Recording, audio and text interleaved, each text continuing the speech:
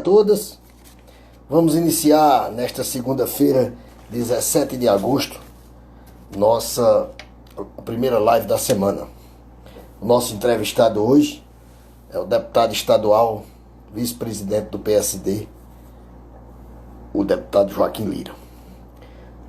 Juninho já entrou, Eleonora Albério entrou, Antônia Brito também entrou, já estão aí. O deputado Joaquim Lira é da ala jovem, hoje da Assembleia, 36 anos de idade. E Joaquim faz um bom trabalho já no seu segundo mandato. Então, um abraço a todos aí, Leonardo Torres. O deputado já entrou aqui, acho que o deputado já deu um alô aqui. Tô às suas ordens.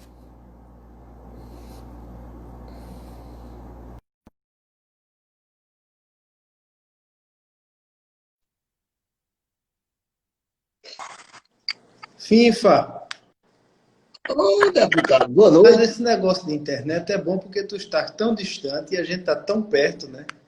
Uma vez eu vi não me lembro qual foi a revista, dessas que sai semanal, Veja a Época, e faz muito tempo isso, eu acho que 10, 12 anos. E o título da revista era assim, né? Internet aproxima quem está longe e distancia quem está perto, né? Porque, inevitavelmente, às vezes, a gente em casa termina deixando de conversar com a mulher, com o filho, com o pai, com a mãe, porque a gente está na internet falando com quem está distante. Então, eu acho que é isso, né? Uma alegria, amigo, estar com você aqui. Deputado, eu quero lhe agradecer, lhe dizer que me sinto muito contemplado com a sua disponibilidade em participar da live do nosso blog aqui, que nós fazemos aqui. Já fiz com diversas pessoas, diversas autoridades. Eu sei porque eu acompanho. Então, o senhor, como é uma autoridade, um amigo, um jovem de grande futuro político, eu vi que o senhor viu eu dando a chamada do seu perfil, sei que o senhor tem um currículo e já vai no segundo mandato, se elegeu em 2014 e reelegeu-se em 2018, é vice-presidente de um grande partido. E eu quero dizer ao senhor de que vou lhe tratar de senhor, porque eu tenho idade de ser seu pai, mas a questão é institucional. Não, vou fazer igual que eu fiz com o Lucas Ramos. Porque o Lucas disse, não, FIFA. Eu digo, não, deputado, eu tenho que tratar o senhor. Porque a questão é institucional. Eu não vou tratar tu, Joaquim, de forma nenhuma. E o senhor entende dessa forma, mas eu quero lhe dizer que estou muito satisfeito do senhor ter disponibilizado esse tempo para a gente conversar sobre política, sobre seu mandato, sobre vários assuntos que eu tenho certeza que o senhor vai gostar. Deixa eu te falar, FIFA. Nessa mesma toada que você iniciou, para mim é um motivo de muita alegria, de muita satisfação, poder me utilizar da sua audiência, dos seus leitores, dos seus ouvintes, para a gente conversar um pouco sobre tudo que você... Fique livre para a gente conversar. Eu me utilizo da sua audiência para conversar com muitas pessoas, principalmente da região aí do Pajeú, que você representa tão bem, né? Onde eu tenho um grande amigo, que a gente certamente vai conversar sobre ele, mas eu não poderia iniciar essa live sem antes mandar um abraço para o meu, não é para o meu representante, a palavra não é essa, para a minha referência, de política no Pajeú, que é o prefeito de Flores, Marcondes Santana. E também, FIFA, como os nossos seguidores certamente irão acompanhar essa live, eu preciso também dizer que, para quem não conhece, da região de Pernambuco, da Mata, e de poucas cidades do Agreste, porque aí no Agreste, no Sertão, você já entra muito bem. Enfim, foi um cara que tem uma vida muito bonita do ponto de vista jornalístico, né? É um cara que sempre lutou muito, um cara que hoje é um cara respeitado, acima de tudo, FIFA, porque hoje com a internet é muito fácil se produzir mensagens e se reproduzir informações. e você só publica aquilo que realmente você tem certeza do que você está publicando. Isso é muito importante no jornalismo digital que a gente está se acostumando a ver nos dias de hoje. Mas fica à vontade, meu amigo, eu estou à sua disposição. Muito obrigado, deputado, pelos elogios. Eu não mereço tanto, mas Que é a gente faz o que pode, a gente faz o que pode, e eu, graças a Deus, faço o que gosto. E gosto dessa pauta política, gosto de estar trabalhando. A coisa melhor do mundo do ser humano é quando ele faz as coisas que gosta. assim. E eu faço realmente o que gosto. Mas vamos lá. Deputado, como de costume, eu inicio perguntando qual é a avaliação que o senhor faz nesse 1 ano e 8 meses do governo Bolsonaro.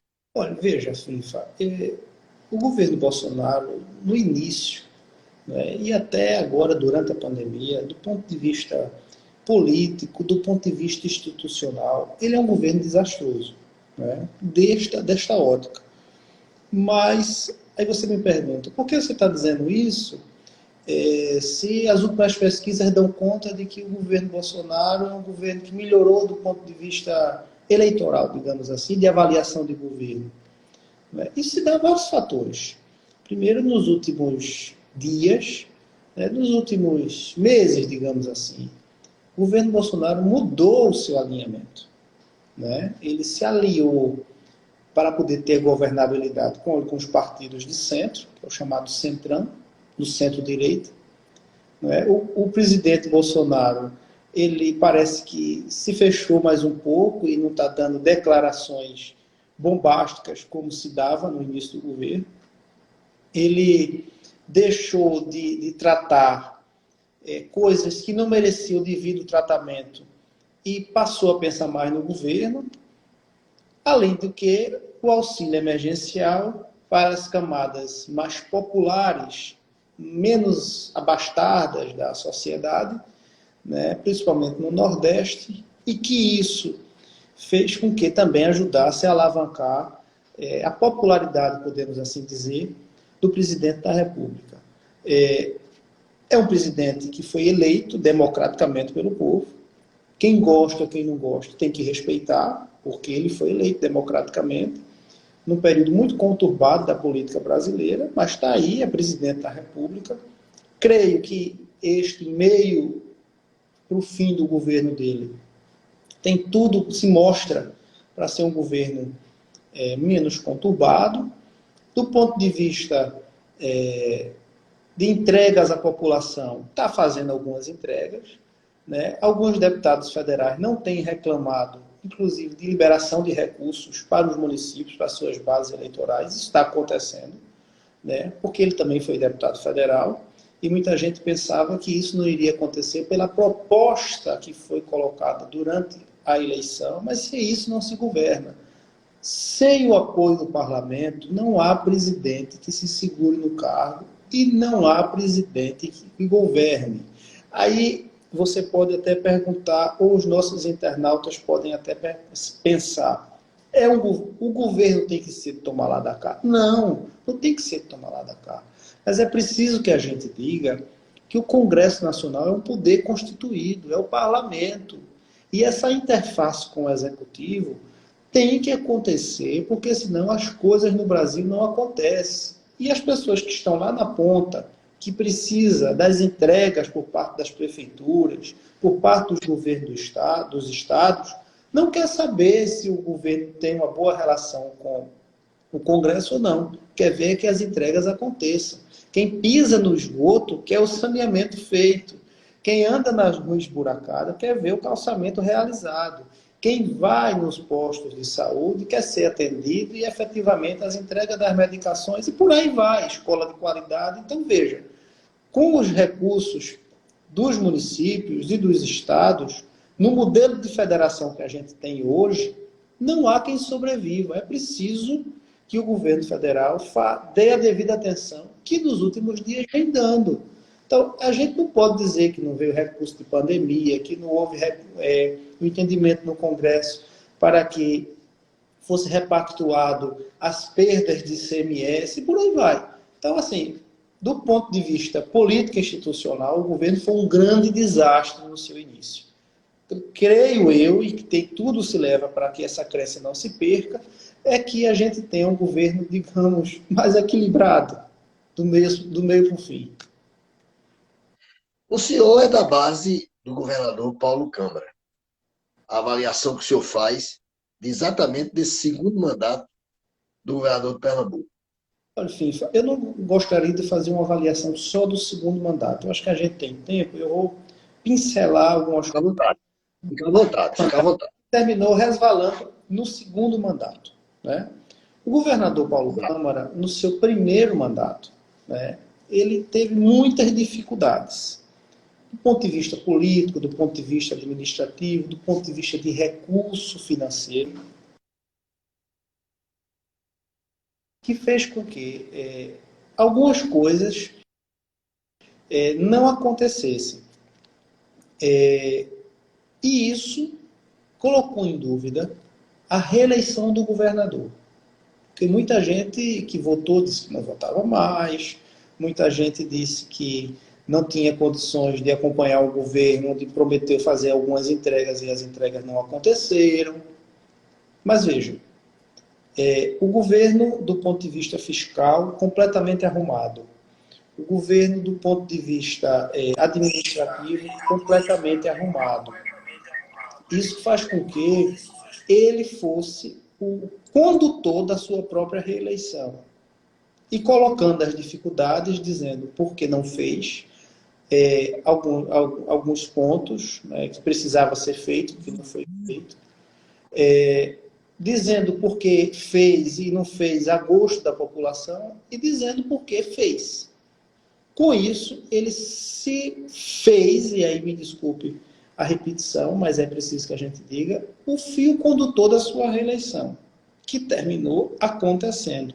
E aí, meu amigo, quando isso acontece, o governo não é mais o governo de partido A, de partido B, de partido C. Claro que uma frente de partidos tem que ajudar e participar da administração. Mas a partir do momento que você é o fio condutor da sua própria reeleição, você é o dono da caneta. Então, assim, a expectativa para o governo Paulo Câmara no segundo governo, digamos assim, é muito maior do que do primeiro governo. Porque o governador Paulo Câmara, no primeiro governo, na primeira eleição, melhor dizendo, ele foi eleito pelo governo Eduardo. No segundo, na reeleição do governador, eu repito, ele foi o fio condutor da sua reeleição. E aí já é o governo Paulo Câmara. Agora, no meio disso tudo, você há de convir comigo que a gente não esperava uma eleição de um governo de extrema-direita, né? Uma pandemia que é recente, mas essa pandemia, os reflexos dela, né, já tá claro que esse ano ela impactou demais e que os anos seguintes a gente ainda vai ouvir muito falar dessa pandemia, embora que do ponto de vista de saúde a gente queira que ela vá embora logo, mas do ponto de vista financeiro, do ponto de vista fiscal, isso vai abalar muito as economias, né? Então, vai ser um governo também que eu acho que a gente não vai ter tantas entregas. Eu não quero ser pessimista. E nem quero dizer que o governador é azarado, porque encontrou tantos problemas em toda a sua primeira gestão e na segunda gestão. Agora, o que eu sei é o seguinte, ele é um cara extremamente...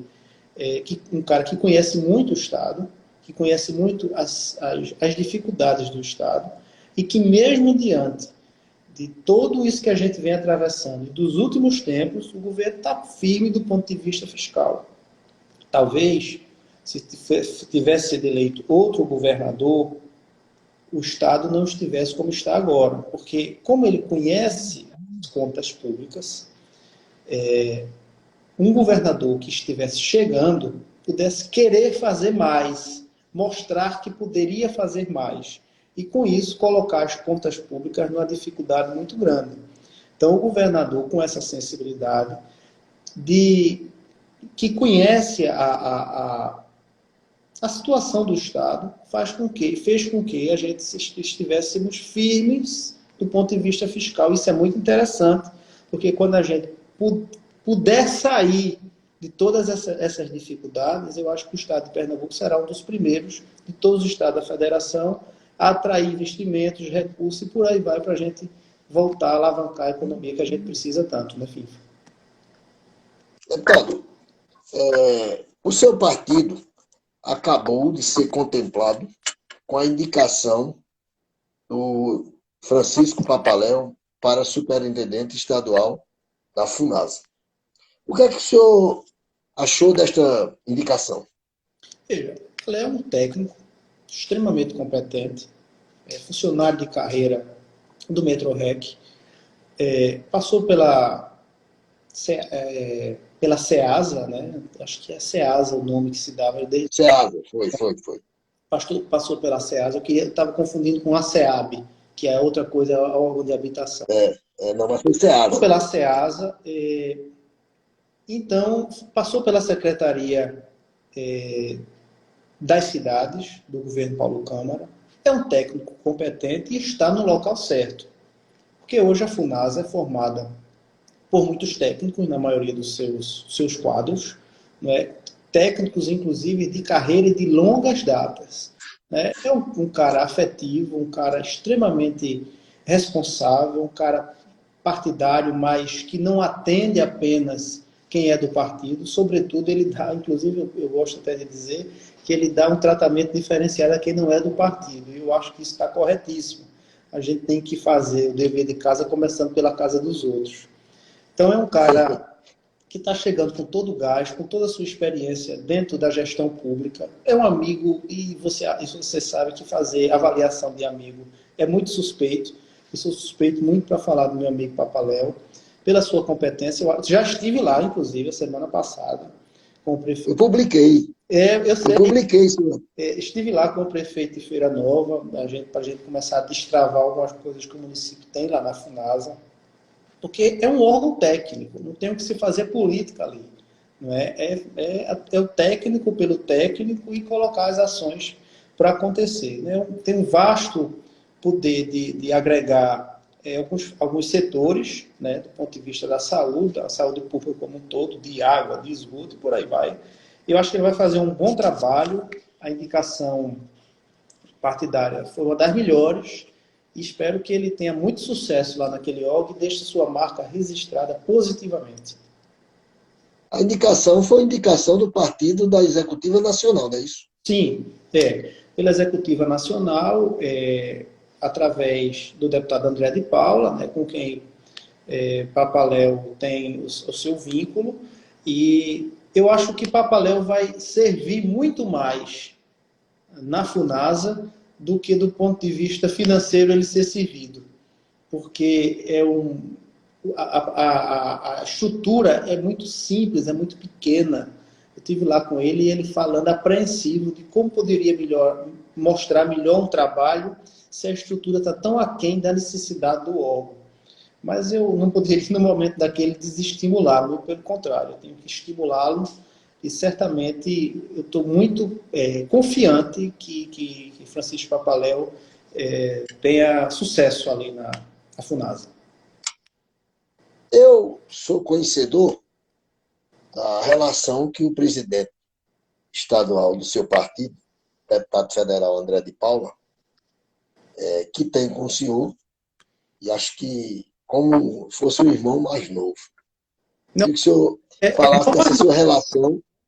Eu tenho idade de ser filho dele, né? Então, eu queria que o senhor falasse dessa sua relação com o deputado André de Paula. Olha, FIFA, veja, a minha relação com o André é a herança do meu pai. Aliás, a minha relação com o André é a herança do Dr. Marco Maciel. Porque meu pai, para quem não conhece, meu pai foi por 4 vezes prefeito de Vitória de Santo Antão. E teve 3 mandatos dados pelo povo de Pernambuco para ser deputado estadual. A maioria das dobradinhas do meu pai era com André de Paula, a pedido do então senador e vice-presidente Marco Maciel, com quem meu pai votou para deputado estadual. Meu pai votou em Marco Maciel para deputado estadual, para deputado federal, para senador e por aí vai. Quando, para governador, para tudo.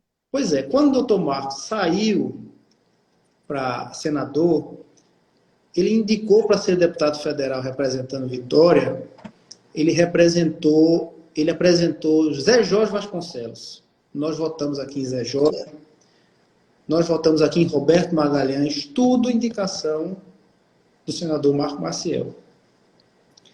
Quando o senador, a última indicação que ele fez para a gente, e ficou até os dias de hoje, foi de André de Paula. Então, meu pai votou em André de Paula desde sempre, desde as eleições de André enquanto deputado federal. Foi aí quando surgiu o PSD. E André pediu para que eu presidisse o PSD em Vitória. E eu não queria, nem meu pai queria que eu presidisse, porque isso era uma porta aberta para acontecer o que eu estou fazendo aqui hoje. Entrar no mandato eletivo, que era uma coisa que não passava pela minha cabeça, eu sempre fui de iniciativa privada. E meu pai disse, você sabe que isso é uma porta aberta para você entrar para a política. Mas André disse naquela oportunidade, e André é muito sabido, né? André disse, no bom sentido, claro, André disse naquela oportunidade, Joaquim, eu não aceito outro nome para presidir o partido em Vitória, que a gente precisa ter 12 diretórios, e eu não aceito outro nome a não ser o seu. Então, cartorialmente, foi meu nome. Não é? Então, isso, eu presidi o partido em Vitória durante 6, 8 anos, eu acho, não lembro, de 2012 até 2018 eu presidi em Vitória. 2019, aliás. Eu presidi em Vitória e aí foi quando o André me alçou para a vice-presidência do partido. Não é? Sou eu e o deputado Rodrigo Novaes, nós somos vice-presidentes do partido aqui no estado. André é um cara diferenciado de fazer política, Finfa. Você sabe, você vive no meio, você sabe que André faz política. Primeiro, que André é político profissional, é aquele que vive da política. Né? É um cara que faz política por devoção, por amor. E olha, deixa eu lhe dizer, ninguém faz política hoje em dia com rede social, com WhatsApp. Ninguém faz se não for por devoção. Quem fizer por devoção faz um mandato com muita dificuldade. Porque a política, do ponto de vista, mesmo a política sendo inebriante, mas ela também exige muito do cidadão. E André é um daqueles caras que é minha referência na política. É um cara que todo mundo gosta dele, mesmo quem não pode votar, mesmo quem não quer votar. Ele é um cara que representa bem, ele é um cara amigo, é um cara atencioso, é um cara que faz política da escola macielista, daquela escola que eu também me filio, né, desde o tempo do meu pai. Então, eu, pequeno, de calças curtas, tinha esse contato com o doutor Marco, da forma diferente dele fazer política. E isso me inspira cada dia. De maneira que estar na vice-presidência do partido, sendo presidido por um cara diferenciado, como é André, é para mim sinônimo de duas coisas. Primeiro, de muita alegria, mas também de muita responsabilidade. Porque André trata o partido como um filho, ele trata o partido, e André já é presidente de partido há 25 anos, que eu presidi o PFL por 17 e o restante no PSD. Ele trata o partido como um filho. O partido, então, são dois sinônimos, né? Um sinônimo de alegria, né? Mas também de muita responsabilidade, porque como ele trata de uma forma muito macro o partido, as coisas menores, as coisas do contato pessoal, inclusive em algumas cidades, aí já serve para os vice-presidentes fazer. O Rodrigo faz isso muito bem, eu procuro fazer isso também, sempre que posso. Então, é isso, eu acho que estar ao lado dele no partido me engrandece muito. Deputado, eu tive na última sexta-feira com o presidente André de Paula lá em São Caetano. Eu acompanhei, inclusive hoje publiquei na minha coluna, na cabeça da coluna, uma conversa que eu tive com ele, da onde em relação à eleição de Recife. O senhor, ele disse, foi direto, de que daqui em breves 10 dias, 15 dias, o partido estaria decidindo quem apoiaria a prefeito do Recife. E que já teve conversa com o presidente nacional Kassab, inclusive quarta-feira vai também conversar com ele, mas disse de que foi taxativo em afirmar de que o apoio do partido em Pernambuco na prefeitura do Recife tem muito a ver com a eleição de 2022, um alinhamento. Eu pergunto, o senhor, como membro da executiva estadual, tem participado desses debates? Sim, tenho, FIFA. Sempre que posso, sempre que dá para participar, essas reuniões têm acontecido muito lá na capital federal. Eu não tenho ido a Brasília, porque isso o deputado federal André de Paula faz com muita tranquilidade e repassa sempre que nos pode. Ele repassa sempre essas informações. Eu tenho semanalmente me reunido com o André, mesmo remotamente, mas a última vez que conversei com ele, conversei quase 45 minutos no telefone, fazendo aquilo que Dr. Marco chamava muito, ruminando, né? Ruminando o Recife, né?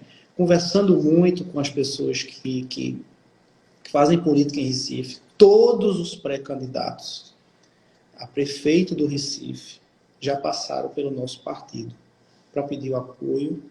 E olha que o nosso partido nem tem essa representatividade toda na capital. Não é porque a gente tem um grande tempo de televisão e de inserção partidária, mas é porque a gente leva para o partido, modesta parte, a gente leva para o palanque, modesta parte, a gente leva uma responsabilidade, a gente leva um nome, a gente leva, não é apenas uma sigla, mas o que a sigla representa no Brasil hoje. O nosso partido é um dos maiores partidos do Brasil, com grande representação no Senado Federal. Eu acho que muito em breve nós seremos a maior bancada do Senado Federal.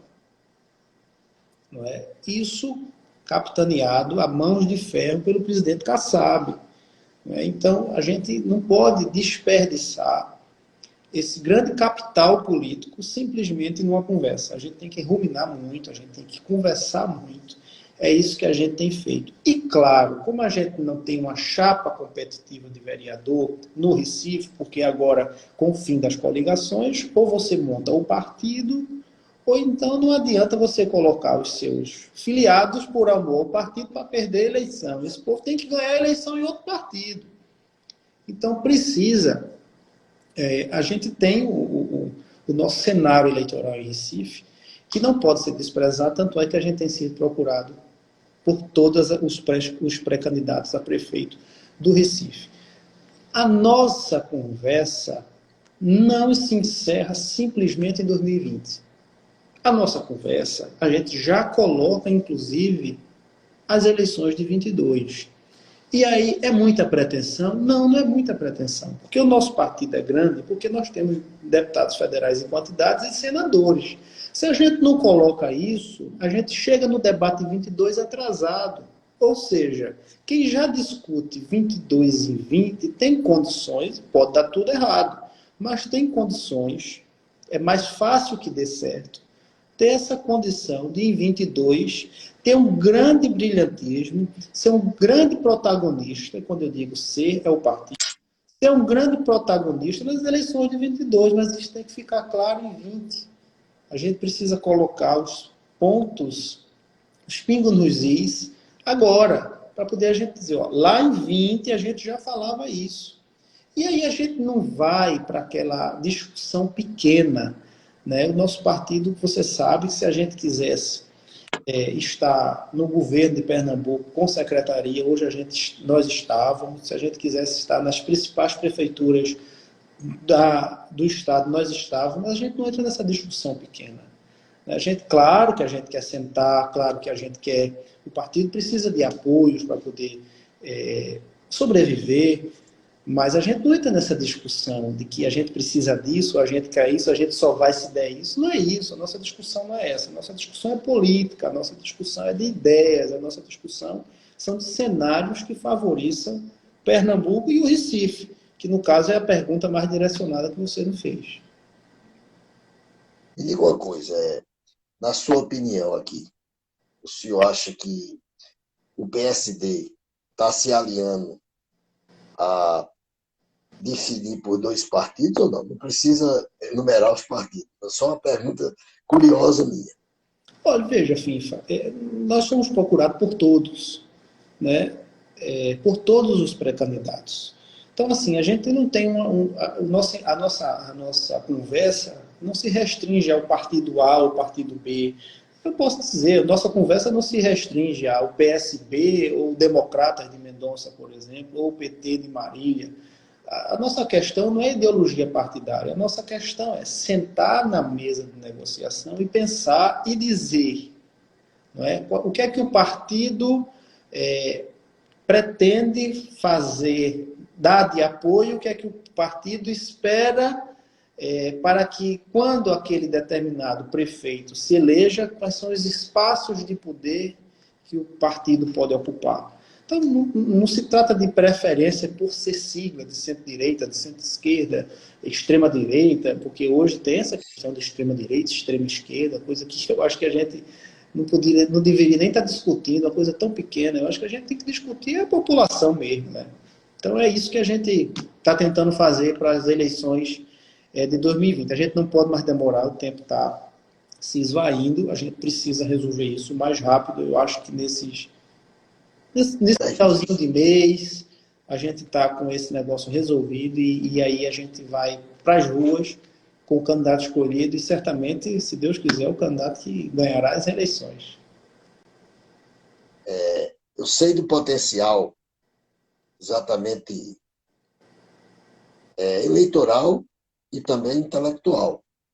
O seu partido tem, na Assembleia, em 2018, elegeu 3 deputados. Rodrigo Novaes, o senhor, e o deputado Romário Dias. Curricularmente não dispensa comentário. Hoje é representado por 2, em virtude de Rodrigo ter assumido o governo do Estado. Isso demonstra que o partido é um partido de sustentação política e de qualidade. Hein? Veja, FIFA, sem nenhum demérito aos outros partidos que são representados na Assembleia Legislativa pelos colegas e amigos deputados, sem nenhum demérito. Mas veja, modéstia à parte, deixa eu te falar. Me diz um partido que tem uma representação a essa altura na Assembleia Legislativa. Veja, Rodrigo conhece tudo do sertão. Rodrigo é um dos melhores quadros da política de Pernambuco hoje. Sem dúvida nenhuma. Rodrigo é um cara que faz política a 500 quilômetros de casa. Você sair de casa e começar a fazer política a 500 quilômetros não é fácil. E ele faz isso com maestria. É novo, é jovem, aguenta, né? Então, veja, ele faz com maestria, com amor. O Rodrigo é um cara que, não apenas pela sua força, digamos assim, pela sua força física, mas pelo seu intelecto. O Rodrigo é um cara de boa formação. O Rodrigo é um cara que se coloca bem, fala bem. Então, para nós do partido, é um dos melhores quadros. Romário dispensa qualquer comentário, foi isso que você falou. Currículo, o que Romário tem de vida pública, eu não tenho de idade. Né? Exatamente. É um cara que conhece tudo de Pernambuco, da política do passado de Pernambuco. Passou pelo Tribunal de Contas, tinha experiência de gestão pública, né? Voltou para a Assembleia com a mesma, digamos assim, com a mesma garra como esteve na Assembleia nos primeiros mandatos e saiu para ir para o Tribunal de Contas. É um professor, é um cara que todo mundo ali na Assembleia escuta, quer bem, precisa ouvir, é um cara que consegue reatar alguns assuntos que, por vezes, terminou deixando distante um colega de outro. Enfim, é um cara que eu tenho um carinho muito grande. E aí veja a minha dificuldade. Né? Eu sou líder do partido hoje na Assembleia. Né?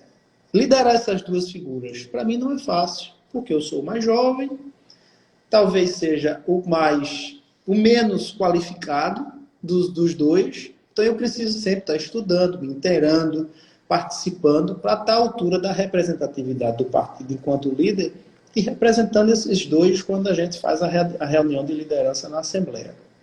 Então, para mim, não é matéria fácil, é matéria difícil, mas são pessoas com quem eu me apoio e escuto e me aconselho para que a gente tenha uma representação do nosso PSD à altura na Assembleia Legislativa, principalmente dos anseios dos pernambucanos. O senhor se elegeu em 2014, reelegeu-se em 2018, e eu queria que o senhor fizesse uma análise do trabalho que hoje o presidente da Assembleia, Heriberto Medeiros, desenvolve, substituindo o grande Guilherme Uchoa. Que não é fácil. Você substituir Guilherme não é fácil. Guilherme é um cara que estava sentado naquela cadeira de presidente há 12 anos, FIFA, né? Acho que era 6 mandatos. 12 anos. Um cara com grande trânsito com as instituições que ajudam na governabilidade, com os poderes constituídos, como o Poder Judiciário, o Poder Executivo. Um cara juiz de carreira, de formação, um grande quadro, um intelectual, um amigo dos amigos, um paizão, um cara que colocava de frente em todas as situações, né? E realmente substituir Guilherme, certamente Heriberto tem tido algumas dificuldades, mas deixa eu lhe dizer, é um grande presidente. Heriberto é um grande presidente. Qual é a dificuldade que Heriberto está tendo? Substituir Guilherme. Passado essa dificuldade, a gestão de Heriberto na Assembleia é uma gestão extremamente participativa, é uma gestão leve, é uma gestão amiga, é uma gestão que escuta. Heriberto é um cara que se relaciona também hoje muito bem com os poderes constituídos, com as instituições. É um cara que tem feito um grande leque de amizade, é um cara que escuta muito. Você sentar na cadeira de presidente da Assembleia, você é presidente de um poder. E você, se não tiver humildade para escutar, você às vezes nem escuta. Heriberto é um cara que tem a hombridade e a humildade de escutar a todos os deputados, não apenas os deputados, mas os funcionários, dos menos graduados ao mais graduado. É um cara que tem muita vontade de acertar. Eu votei em Heriberto por 2 vezes, né, no mandato tampão, e na eleição dele, e não me arrependo do meu voto. Eu gostava muito de Guilherme, e faço essa comparação só nesse sentido, né, pela experiência de Guilherme e pela vontade de acertar e humildade que o presidente Heriberto tem gerido a casa. Eu acho que Heriberto é um político grande. O que é para mim um político grande? É um político que não pensa só em si na sua eleição. É um político que pensa nos colegas, que pensa no macro, que pensa em todos. Para um político grande, nunca vai faltar votos. Por quê? Nunca vai faltar. Porque o que acontece? Ele vai, cidade tal, quer votar nele para deputado estadual. Ele vai lá, faz todas as conversas, todos os apoios. Mas se ele vê que um deputado amigo, um deputado que sempre o ajudou na administração da Assembleia, que sempre lutou com ele na administração da Assembleia, aquele cara está com dificuldade, ele repassa aquele município. Filho. Isso é um político grande. Não é um político que pensa pequeno. Os políticos que pensam pequeno estão fadados a sair do campo político. Quem vai tirar não é o outro político, porque quem tira um político da jogada não é o outro político. Quem tira político da jogada é o povo.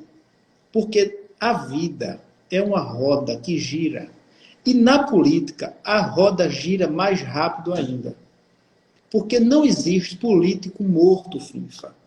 Só existe político morto quando ele está morto e enterrado pelas leis naturais da vida. Mas não existe político morto. Existe, às vezes, aquele político que perde uma eleição, perde 2, perde 3. Ninguém quer saber mais do cara.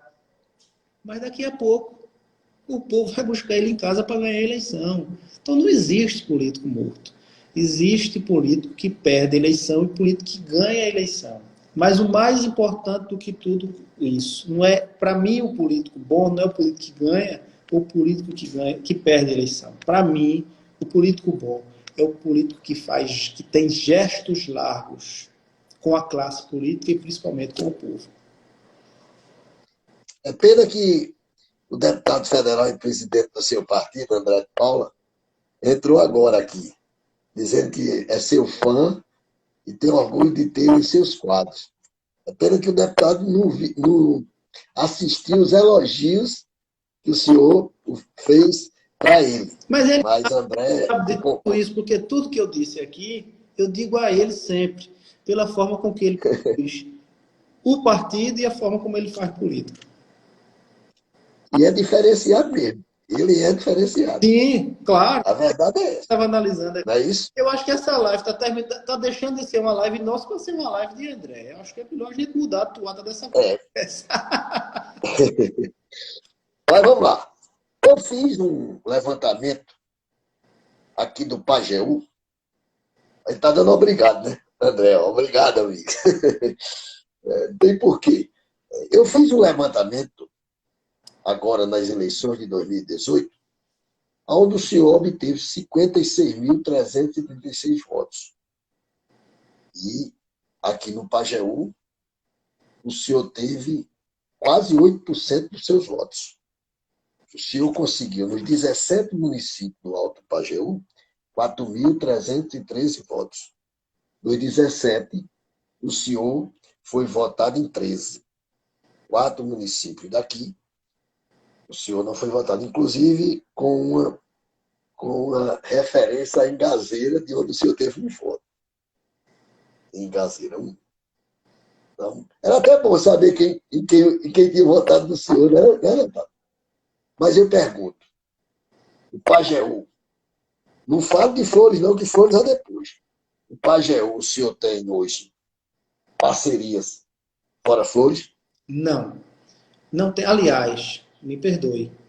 Eu tenho um amigo que na eleição de 18 votou em mim e eu nem o conhecia. Ele votou a pedido de Marconi. Depois da eleição foi o que eu conheci. E firmamos uma amizade muito boa. Ainda na última semana, eu fui a Venturosa, ele estava passagem por Pesqueira e a gente tomou um café lá em Pesqueira. Que é o meu amigo Técio. Técio é pré-candidato a vereador em Serra. Isso. Técio é pré-candidato a vereador em Serra e eu tenho muita fé e faço votos que ele tenha muitos votos e se eleja vereador. É um cara refinado, um jovem empresário que está colocando a sua disposição para servir o povo de Serra. E eu disse a ele, na nossa conversa, todas as dificuldades e tristezas que a política apresenta, para ele já entrar sabendo, para depois ele dizer, mas Joaquim, você é meu amigo e não me apresentou as dificuldades, só me disse as bondades. Eu disse logo as dificuldades, para depois dizer, você mesmo assim quer ser candidato, e ele é pré-candidato a vereador. Acho que é uma grande surpresa que a gente vai ter, não apenas pela votação que ele terá, mas acima de tudo pela forma como ele vai conduzir o mandato. Eu tenho muita fé que ele se eleja vereador. Fora isso, não tem outro município que eu tenha capilaridade de votos no sertão do Pajeú, coisa que me deixa triste, porque o sertão do Pajeú sempre foi, para mim, um exemplo de muitas coisas, mas sobretudo pela persistência do seu povo. Sabe? Eu acho o povo do Pajeú um povo que recebe diferente, é um povo que lhe deixa muita vontade quando você está aí. Eu sou apaixonado por essa terra, uma terra bonita, uma terra que exala poesia, que exala cultura. Eu gosto muito disso. E a capilaridade de votos realmente é só o município de Flores. O senhor foi majoritário em Flores e eu sou testemunha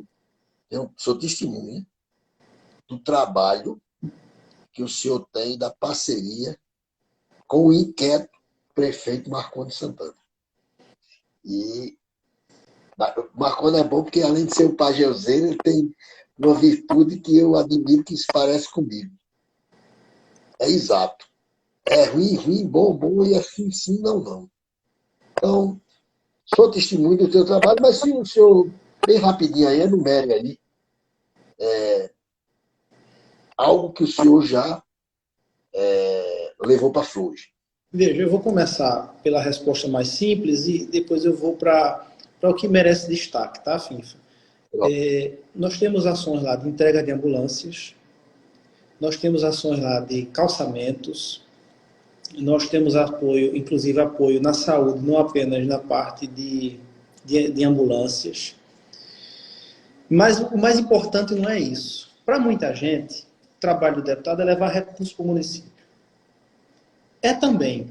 No caso de Flores é diferente, porque como tu disseste, o inquieto prefeito Marconi de Flores. Eu conheci Marconi através de André de Paula, porque Marconi já votou em André em outras ocasiões para deputado federal. E hoje tem uma grande parceria com um grande deputado, que é o nosso amigo Danilo Cabral, que representa muito bem Flores lá na Câmara Federal. Eu tenho um carinho muito grande por Danilo.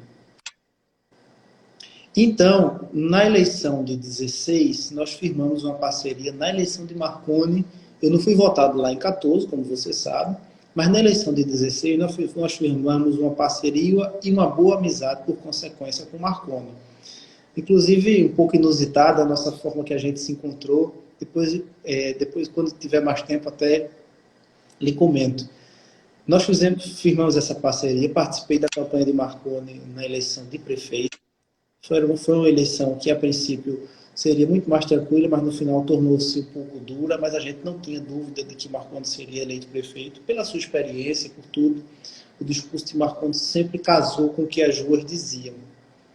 Porque Marconi conhece Flores como poucos, né? Desde a sede, como os distritos, como os povoados. Então ele dizia, Joaquim, semana seguinte vai acontecer isso. De fato aconteceu. E nós ganhamos a eleição. E nós, naquela oportunidade, pudemos levar recursos para Marconi já iniciar o governo fazendo entregas. A gente conseguiu fazer isso. Mas muito mais do que fazer essas entregas, muito mais do que a minha admiração pela forma com que Marconi faz política, é a forma com que eu passei a admirar a cidade, porque eu conheci Flores com os olhos e com o coração de Marconi. Então isso fez com que a gente tivesse muito mais responsabilidade. Eu tenho um carinho enorme por Flores, como se fosse um cidadão florense. Eu me sinto bem quando estou na cidade. Marconi é um cara muito inquieto, ele sempre está lutando em diferentes frentes para que os recursos, as obras, as ações cheguem ao município. Representar Flores na Assembleia num momento de dificuldades como esse que a gente vem enfrentando não é fácil, porque a população ordeira, mas sabe o que quer, é uma população exigente, é uma população que sempre quer buscar mais, sempre quer o melhor. Né? Então, não é fácil representar Flores na Assembleia, mas o meu coração, quando fala de Flores, se enche de felicidade, porque é uma cidade realmente que eu quero muito bem, Finfa. Possa ser que, por arte do destino, eu não esteja mais na política por alguns dias, nos dias subsequentes, ou eu não tenha, não sei, mas Flores sempre estará no meu coração. Eu sempre que passar por Flores, sentirei uma alegria diferente. Mas ainda hoje o prefeito Marconi já me mandou mensagem. Eu ainda não respondi ele, que estava cheio de coisa e vinha na nossa live, mas antes de dormir, tenho que responder a Marconi, porque senão amanhã, de 5 horas da manhã, já tem outra mensagem no meu telefone, porque é o horário que às vezes eu falo com o Marconi, é antes de 6 horas da manhã. Eu já comecei com ele 4 horas da manhã, 3 horas da manhã, que é a hora que eu acordo. É isso. Deputado, agora eu queria que o senhor me dissesse como é que está a situação da candidatura do seu grupo lá em Vitória de Santo Antão. Uhum. Veja, Finfa, você sabe que Vitória é a minha terra, Vitória é a minha cidade. Exato. Vitória é a cidade onde a gente tem os nossos negócios particulares, onde vive minha família, onde eu moro, onde crio meu filho, onde mora meu pai, e Vitória é minha vida. Né? Eu posso fazer política em mais de 20 cidades de Pernambuco, sou muito bem recebido, gosto muito de estar nesses lugares. Enfim, tudo para mim em política representa muito, por menor que seja. Mas Vitória é minha terra. Vitória é o meu chão, Vitória é o meu rincão. Tudo que eu puder fazer por Vitória, farei. Tudo que fizer por Vitória é pouco, porque Vitória, do ponto de vista empresarial, deu tudo o que meu pai e que a nossa família nem precisava. Mas, do ponto de vista político, e aí do coração fala mais forte, Vitória deu à nossa família uma grande demonstração de carinho e apreço. Como eu falei inicialmente, deu 4 mandatos de prefeito ao meu pai. Na história de Vitória, isso nunca aconteceu e dificilmente acontecerá. Porque a história de vida dele, certamente, não estou dizendo que é a maior de todas, tem muitos ex-prefeitos de Vitória que têm uma história tão bonita e tão importante quanto, mas aí eu estou falando com o coração, amigo, e me perdoe, eu estou falando com o coração. Foi predominante na eleição, a votação nas eleições do meu pai, a votação de Vitória foi predominante, importantíssima para elegê-lo. Nas minhas nem se fala. Nas minhas 2 eleições, Vitória maciçamente saiu às ruas e me deu uma grande contribuição, tanto na primeira, de uma forma muito mais incisiva, mas na segunda, diante de tudo isso que a gente atravessou, foi importantíssima a eleição de Vitória para mim. Vitória me deu mais de 13, quase 14 mil votos. É uma grande largada para um candidato a deputado estadual. Meu amigo, você para ter 14 mil votos em cidades pequenas, você roda 4, 5, 6, 7 cidades para ter 14 mil votos. Isso eu tenho dentro de casa. Isso eu tenho no meu terreiro. Isso eu tenho na minha região, no meu canto. E Vitória, para mim, sempre estará no coração. Eu fiz todo esse arrodeio, não é para fugir da sua pergunta, mas foi para demonstrar o carinho com que eu tenho por Vitória de Santo Antão. Né? É aqui que eu vou morrer, espero assim. Né?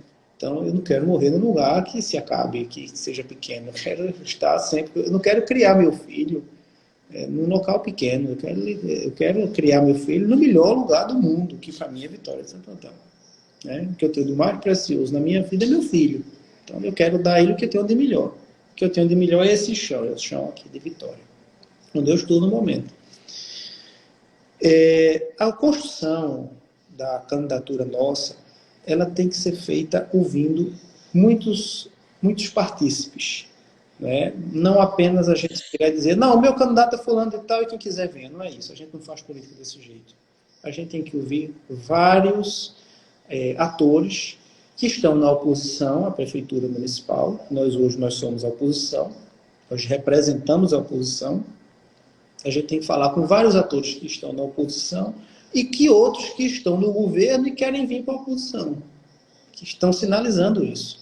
Isso faz parte da política democrática, isso faz parte do campo político da conversa, e é isso o que é bom em política, a forma com que a gente constrói as pontes que a gente precisa para atravessar. O nosso último candidato aqui em Vitória, que a gente não teve êxito, digamos, eleitoral, mas tivemos êxito político, foi Paulo Roberto, que é um grande empresário, um amigo, um cara que está acima de qualquer suspeita, de qualquer... Quando eu digo suspeita, de intriga, dessas coisas. Paulo não faz a política pequena, tanto é que se Paulo fizesse a política pequena, FIFA, ele já estaria no voo solo, digamos assim. Mas Paulo sempre foi um cara que esteve ao nosso lado, desde 1996. Paulo sempre esteve conosco. E sempre foi um grande, um aguerrido defensor das nossas bandeiras. Paulo foi o nosso candidato, nós perdemos aqui com 1% dos votos. Na última eleição, no universo de 90 mil eleitores, nós perdemos 900 e poucos votos. Então, nós perdemos por 1%. É um cara que se coloca hoje como pré-candidato dentro do grupo, que tem o nosso respeito, tem a nossa admiração. ele está conseguindo se viabilizar. Os números das nossas pesquisas internas colocam isso. É candidato para ganhar a eleição, ele se coloca bem. A maioria do grupo aceita muito bem o nome de Paulo, e as ruas dizem isso. De maneira que a gente tem tudo para marchar com Paulo Roberto. Ele é filiado ao MDB, que hoje é presidido em Vitória pelo empresário Alexandre Ferrer, que também foi secretário do meu pai no tempo da prefeitura. É uma figura de grande expressão na cidade, que é presidente do MDB. Então, Paulo está lá no MDB e o nosso PSD tem tudo para marchar com o MDB em Vitória, porque o MDB sempre marchou conosco. Então, é uma via de mão dupla. Então, a gente está nas finalizações das conversas, da formação de chapa, as chapas de vereadores estão arrumadas, e a gente está muito animado para ganhar a eleição. Não é apenas ir para as ruas. Para as ruas nós iremos, seja de forma física, se a pandemia permitir, ou de forma digital, como a gente está fazendo agora, mas que nós vamos às ruas, nós iremos, porque nós temos uma vasta folha de serviço prestado em Vitória, e a gente consegue bater em qualquer porta das ruas de Vitória, porque nós temos o respeito de quem vota conosco e de quem não vota também. Mesmo quem não vota com a gente consegue ter o respeito dessas pessoas. Claro que a gente quer o voto e o respeito, né? Mas nós estamos muito animados, não apenas para tomar as ruas, mas, acima de tudo, para ganhar a eleição. E é isso que vai acontecer, se Deus quiser. Deputado, já estamos chegando no final aí. Eu queria lhe agradecer por essa aula de política, essa aula de democracia que o senhor nos presenteou. Dizendo que Marcondes Santana entrou agora, deu um alôzinho assim, mas infelizmente nós já temos só falta 2 minutos. Nesses 2 minutos eu queria que o senhor deixasse aqui as considerações finais. Veja, Finfa, eu quero lhe agradecer mais uma vez, me colocar sempre à sua disposição. Não é demais eu falar de toda a sua trajetória e que inspira muita gente, inclusive a mim, pela forma vocacionada como você faz aquilo que você gosta. E quero deixar o meu abraço a todos que nos acompanharam, que estiveram presentes e precisaram sair, depois retornar e por aí vai. Isso é da dinâmica das lives, né, que tem acontecido muitas. Exato. Muito bom, que aproxima a gente da população. Quero mandar um abraço a todos. E já que você está aí no Pajeú, eu quero mandar um abraço a todos do Pajeú, abraçando o meu líder, Marcondes Santana. E Finfa, quando você estiver pelo lado de cá, pelas bandas de cá, dê notícia, porque a água gelada e o café quente, eu lhe garanto.